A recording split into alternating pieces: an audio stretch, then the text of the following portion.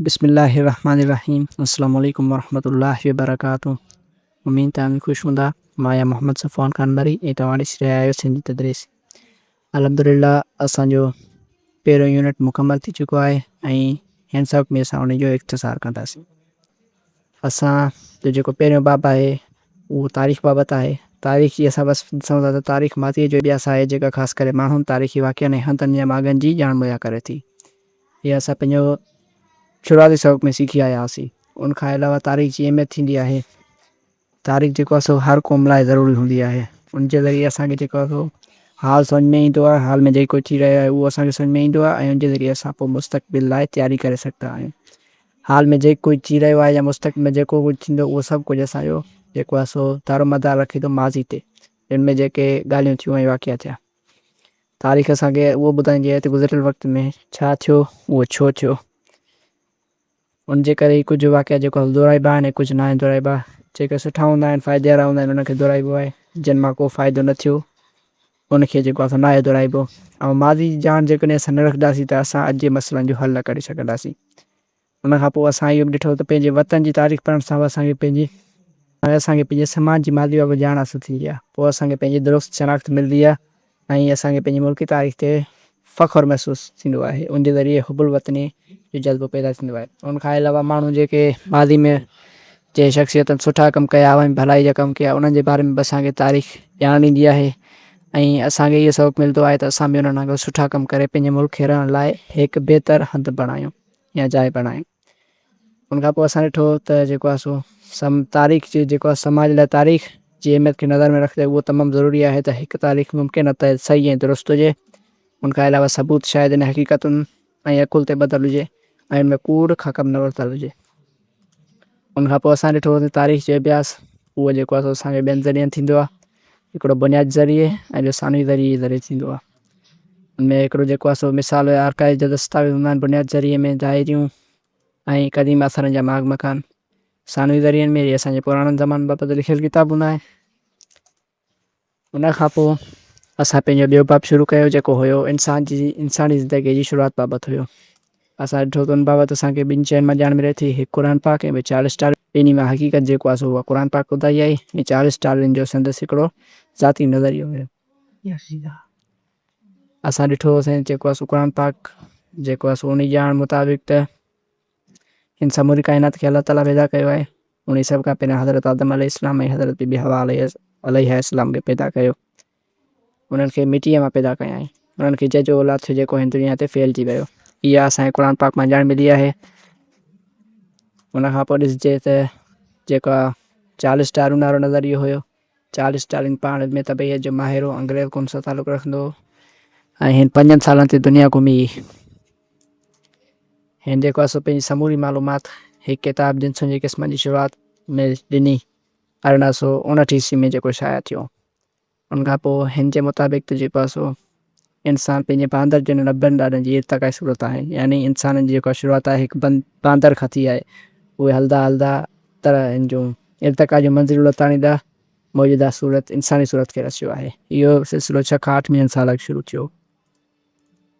उनखां पोइ जेको आहे सो ऑस्ट्रेलोपिथेकस ॾाखिणा बंदर हुया 1 खां 5 मिलियन साल अॻु रहंदा हुआ। 3.10 मीटर वज़न 40 किलोग्राम ऐं सिधो हलंदा हुआ। उनखां पोइ हुया होमो हेबिलिस दस्ती इंसान 1.6 खां 2.2 मिलियन साल अॻु। ड्रैग 1.60 मीटर हूंदी आहिनि ऐं वज़न 60 किलोग्राम हुयो। बाहि ॻोल्हे लथा ऐं टोलनि में शिकार कंदा हुआ। उनखां पोइ होमो इरेक्टस उभो हलंदड़ इंसान 0.4 खां 2 मिलियन साल अॻु। ड्रैग 1.95 मीटर वज़न 50 किलोग्राम। इब्तिदाई औज़ार शयूं वग़ैरह ऐं ॻाल्हाईंदा हुआ। इब्तिदाई औज़ार कमु आंदा। उनखां पोइ या होमो नेंडरथाल अगरि सियाणो इंसान 2 खां 3 लख साल अॻु। ड्रैग 1.65 मीटर वज़न 80 किलोग्राम। पहिरियां दफ़नाईंदड़ हुया, दफ़नाइणु शुरू कयूं, ख़ासि औज़ार वापराईंदड़ हुआ। होमो सेपियंस जदीद ऐं ॾाओ इंसान 1,30,000 साल अॻु खां अॼु ताईं। ड्रैग 1.70 मीटर वज़न 70 किलोग्राम। फन जा मिसाल हुआ ऐं हुन हॾनि ऐं सिंगनि जा औज़ार वापराईंदा हुआ। हीअ असां सभु ॾिठो 40 स्टारनि जे नज़रिए मुताबिक़।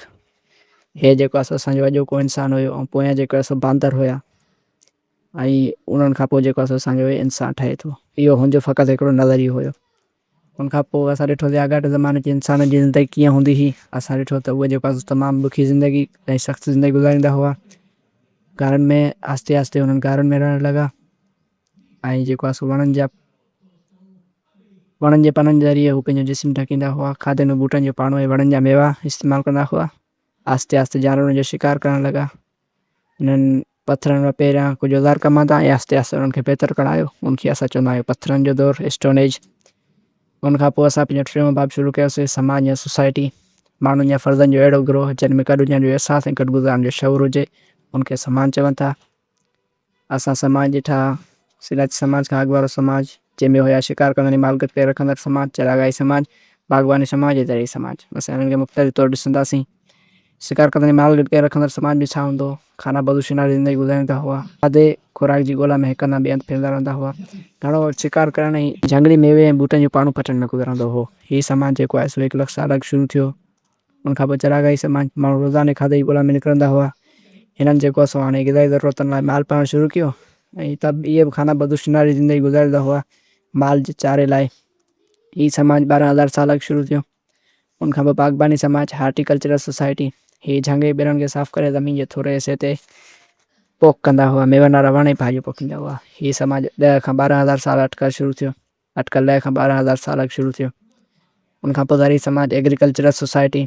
हिन समाज जा माण्हू पोखीराई कंदा हुआ ऐं माल चारींदा हुआ। कणिक, चांवर ऐं कपह जेको आहे मुख्य फ़सुलु हुआ। जानवरनि में गऊं, मेहूं, रिढूं ऐं ॿकरियूं पालींदा हुआ। हीउ जेको आहे समाज 8 खां 10,000 साल अॻु शुरू थियो। उनखां पोइ सिनती समाज, इंडस्ट्रियल सोसाइटी। सिनती समाज जो घणो दारोमदारु टेक्नोलॉजी ते हो। उहे तवानाई जे मुख़्तलिफ़ ज़रियनि खे इस्तेमालु कंदा हुआ त जीअं मशीनूं हलनि ऐं शयूं वॾे पैमाने ते तयारु करे सघिजनि। हे जेको आहे सो समाज 1769 ईस्वी में सिनती इनकलाब खां पोइ आयो।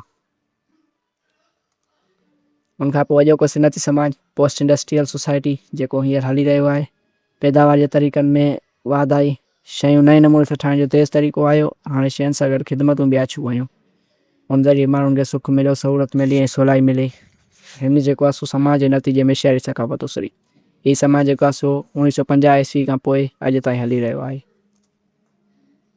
उनखां पोइ असां पंहिंजो चोथों बाब शुरू कयो, जंहिंमें जो असां ॾिठोसीं जग वीचार या दुनिया जे रायो जो इस्तलाह। फ़र्द, माण्हुनि जे गिरोह, समाज जी ज़िंदगी ऐं दुनिया बाबति अक़ीदनि ऐं क़दरनि जे जामिस रिश्ते ॾांहुं इशारो करे थो।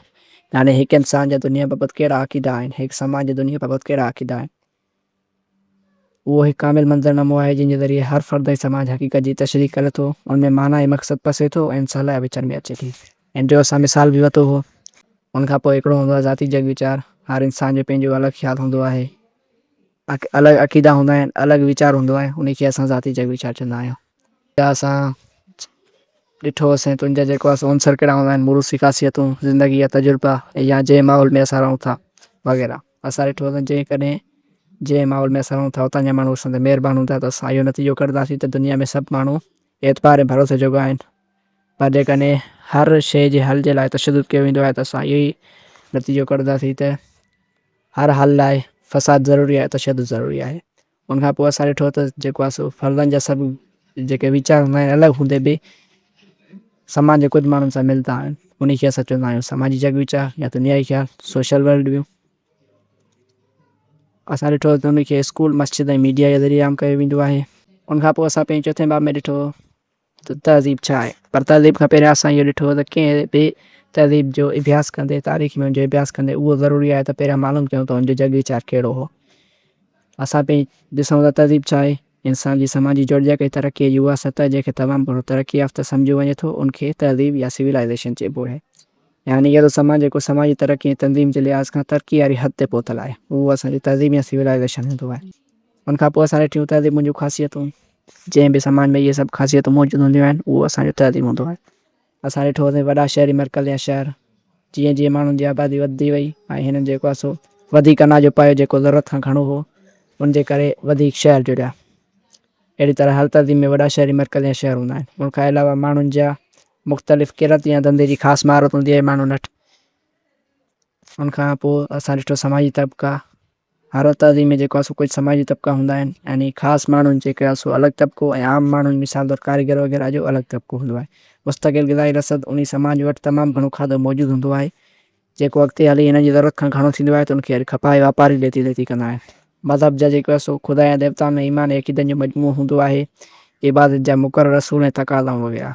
उनखां पोइ हुकूमत जी मर्कज़ियत शहर जो इंतिज़ामु हलाइण लाइ कुझु माण्हू हुकूमत कंदा आहिनि ऐं उहे शहर जो इंतिज़ामु हलाईंदा आहिनि। उनखां पोइ लिखत हर तइलीम में का ख़ासि लिखत हूंदी आहे जंहिंजे ज़रिए हू पंहिंजो रिकॉर्ड महफ़ूज़ कंदा आहिनि ऐं वापार जो काथो वग़ैरह कंदा आहिनि। उनखां पोइ फ़न इमारत साज़ी आर्ट हूंदो आहे ऐं इमारत साज़ी उन वटि तमामु घणी बहितरीनु थियल हूंदी आहे। सुठा सुठा घर वग़ैरह ठहियल हूंदा आहिनि। उनखां अलावा टेक्नोलॉजी इजादूं ऐं तरीक़ा यानी उन्हनि सुठा तरीक़ा हूंदा आहिनि। मिसाल तौरु आराम वारा घर ठाहिण जा तरीक़ा या सुठा रस्ता ठाहिण जा या पाणी जे निकाल वारे सिस्टे खे बहितरु बणाइण जा ऐं नवां औज़ार वग़ैरह। अल्हम्दुलिल्लाह असांजो जेको आहे सो अॼु जो सबक़ु हिते पूरो थियो। असां पंहिंजे मुकमल यूनिट जो इख़्तिसार कयोसीं। मुख़्तसिर तौर ते सभिनी मुख्य नुक़्तनि खे असां पढ़ियोसीं। मिलंदासीं हिकु नए सबक़ में। ख़ुदा हाफ़िज़।